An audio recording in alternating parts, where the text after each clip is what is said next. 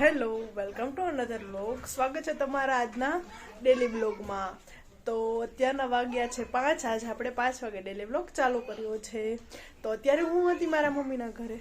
તો ચાલો હું હમણાં થોડી વાર એને ઘરે જઈશ, તો પછી હું તમને બતાવું ઘરે આજે સાંજની શું રસોઈ છે. તો ચાલો આપણે પાછા મળીએ. તો દર્શક મિત્રો, હવે આપણે અત્યારે રસોઈ કરવાનો ટાઈમ થઈ ગયો છે વાળું માટે. તો ચાલો હમણાં શું રસોઈ કરું છું તમને લોકોને બતાવું. તો અત્યારનું જમવાનું થઈ ગયું છે. તો અત્યારના જમવામાં ચાલો શું છે હું તમને બતાવું.